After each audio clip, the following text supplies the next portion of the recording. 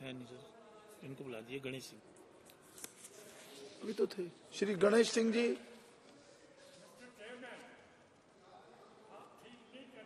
Please बैठिए। तो कल गणेश सिंह जी तो थे अभी। आपने मुझे बहुत ही महत्वपूर्ण विधेयक पर विचार रखने का जो अवसर दिया, इसके लिए मैं आपका हृदय से धन्यवाद करता हूं। माननीय प्रधानमंत्री जी ने 15 अगस्त को देश के सामने 5 प्रण की बात की थी और उन 5 प्रणों में गुलामी की सभी निशानदेही को समाप्त करना, आज के तीनों विधेयक एक प्रकार से मोदी जी के इस एक प्रण के अनुपालन का सबसे बड़ा उदाहरण है। अंग्रेजों द्वारा बनाए गए, अंग्रेजी संसद द्वारा पारित किए गए Indian penal code 1860, criminal procedure code 1898, 1973 और इंडियन एविडेंस एक्ट 1872 कानूनों को समाप्त कर आज हमारे माननीय गृह मंत्री जी ने जो 3 कानून यहाँ पर विचार के लिए रखे हैं, मैं उनका हृदय से बहुत बहुत धन्यवाद करता हूँ। इंडियन पीनल कोड 1860 की जगह भारतीय न्याय संहिता 2023 स्थापित होगा। क्रिमिनल प्रोसीजर कोड 1898 की जगह अब भारतीय नागरिक सुरक्षा संहिता 2023 और इंडियन एविडेंस एक्ट 1872 की जगह भारतीय साक्ष्य विधेयक 2023 स्थापित किया जाएगा। माननीय सभापति महोदय, इंडियन एविडेंस एक्ट 1872 में ये जो अंग्रेजों की गुलामी का सबसे बड़ा उदाहरण था, जिन्होंने लिखा था parliament of the United Kingdom provincial act notification by the crown representative London gazette any dominion colony और possession of the His Majesty Jury Lahore United Kingdom of the Great Britain and Ireland Commonwealth Her Majesty or by Privy Council Her Majesty Government copies or extracts contained in the London Gazette are purporting to be printed by the King's Peter possession or the British Crown। ये तमाम जो चीजें उन्होंने लिखी थी, ये हमारी गुलामी की जो दास्तान थी उससे मुक्ति दिलाने के लिए हमारे माननीय प्रधानमंत्री जी ने जो ऐतिहासिक कदम उठाया है, उनकी जितनी भी प्रशंसा की जाए कम है। ये समाप्त होने वाले तीनों कानून अंग्रेजी शासन को मजबूत करने और उसकी रक्षा करने के लिए बनाए गए थे और इनका उद्देश्य दंड देने का नहीं बल्कि न्याय देने का नहीं था, दंड देने का न्याय था इनका। माननीय प्रधानमंत्री जी की सोच का मैं अभिनंदन करता हूं। 3 नए कानून की आत्मा होगी भारतीय नागरिकों को संविधान द्वारा दिए गए सभी अधिकारों की रक्षा करना। इनका उद्देश्य दंड देना नहीं बल्कि न्याय देना होगा।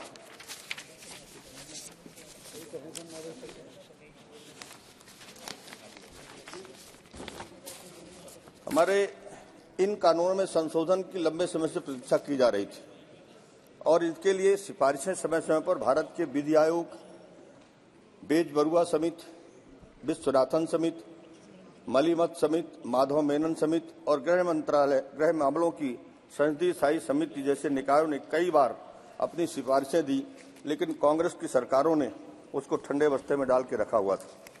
आज माननीय प्रधानमंत्री जी ने 2019 में कहा था, अंग्रेजों के समय के बनाए गए जितने भी कानून जिस विभाग में भी हैं, उन पर पर्याप्त चर्चा और विचार कर आज के समय के अनुरूप और भारतीय समाज के हित में बनाना चाहिए।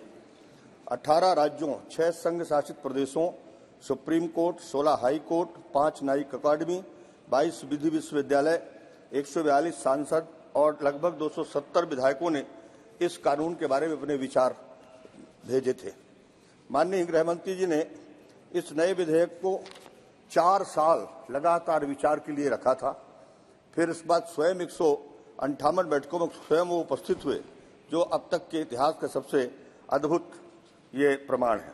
भारतीय नागरिक सुरक्षा संहिता जो सीआरपीसी को रिप्लेस करेगी, में अब तक 533 धाराएं रहेंगी, 160 धाराओं को बदल दिया गया है, 9 नई धाराएं जोड़ी गई हैं और 9 धाराओं को निरस्त किया गया है।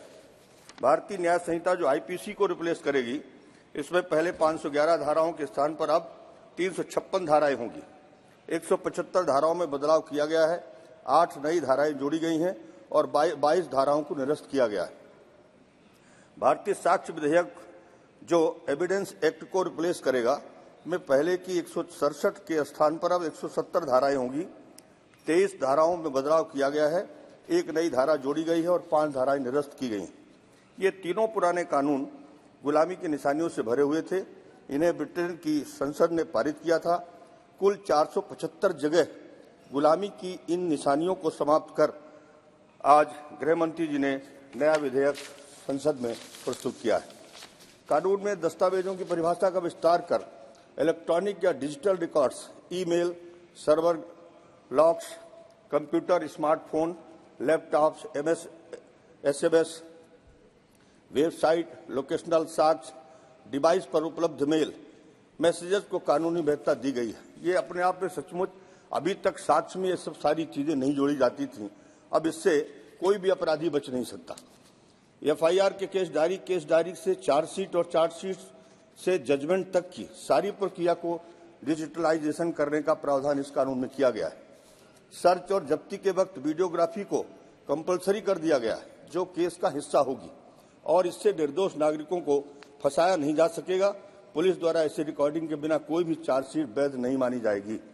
प्रधानमंत्री श्री नरेंद्र मोदी जी ने नेशनल फॉरेंसिक साइंस यूनिवर्सिटी बनाने का एक ऐतिहासिक निर्णय लिया है। इससे दोष सिद्ध के प्रमाण को बढ़ाने में फॉरेंसिक साइंस को बढ़ावा दिया जा सकेगा। 3 साल बाद हर साल 33,000 फॉरेंसिक साइंस एक्सपर्ट और साइंटिस्ट देश को मिलेंगे। कानून में लक्ष्य रखा गया है कि दोष सिद्ध के प्रमाण को 90% से ऊपर ले जाने का इसमें प्रावधान किया गया है। 7 वर्ष से अधिक सजा वाले अपराधों के क्राइम सीन पर फॉरेंसिक टीम की विजिट को कंपलसरी किया जा रहा है। इसके माध्यम से पुलिस के पास एक वैज्ञानिक साक्ष्य होगा, जिसके बाद कोर्ट में दोषियों के बरी होने की संभावना बहुत कम हो जाएगी। मोदी जी की सरकार नागरिकों की सुरक्षा सुनिश्चित करने के लिए आजादी के 75 सालों के बाद पहली बार 0 FIR को शुरू करने जा रही है। अपराध कहीं भी हुआ हो, उसे अपने थाना क्षेत्र के बाहर भी रजिस्टर्ड कराया जा सकता है। अभी तक इसमें कहीं कोई प्रावधान इस तरह का नहीं होता था। पहली बार EFIR का प्रावधान जोड़ा जा रहा है। हर जिले और पुलिस थाने में एक ऐसा पुलिस अधिकारी नामित किया जाएगा जो गिरफ्तार किए गए व्यक्ति के परिवार को उसकी गिरफ्तारी के बारे में ऑनलाइन और व्यक्तिगत रूप से सूचना करेगा। ये शायद पहली बार हो रहा है, ऐसा पहले कभी नहीं होता था। यौन हिंसा के मामले में पीड़ित का बयान कंपलसरी कर दिया गया है और यौन उत्पीड़न के मामले में बयान की वीडियो रिकॉर्डिंग भी अब कंपलसरी कर दी गई है। पुलिस को 90 दिन में शिकायत का स्टेटस और उसके बाद हर 15 दिनों में फरियादी को स्टेटस देना आवश्यक हो गया। पीड़ित को सुने बिना कोई भी सरकार, अभी तक क्या होता था, जब अपने लोगों के ऊपर मुकदमा वापस लेना होता था तो बिना कोई आधार के मुकदमे वापस हो जाते थे। लेकिन अब इसमें नया प्रावधान किया गया, पीड़ित को सुने बिना कोई भी सरकार 7 वर्ष से अधिक के कारावास का केस वापस नहीं ले सकेगी। इससे नागरिकों के अधिकारों की रक्षा होगी। छोटे मामले में समरी ट्रायल का दायरा भी बढ़ा दिया गया। अब 3 साल तक की सजा वाले अपराध समरी ट्रायल में शामिल हो जाएंगे। इस अकेले प्रावधान से ही सेशन कोर्ट में 40% से अधिक केस समाप्त हो जाएंगे। आरोप पत्र दाखिल करने के लिए 90 दिनों की समय सीमा तय कर दी गई है और विशेष परिस्थितियों में इसे 90 दिन तक और बढ़ाया जा सकता है। 180 दिनों के अंदर जांच समाप्त कर ट्रायल के लिए भेज देना होगा। कोर्ट अब आरोपित व्यक्ति को आरोप तय करने का नोटिस 60 दिनों में देने के लिए बाध्य होगी।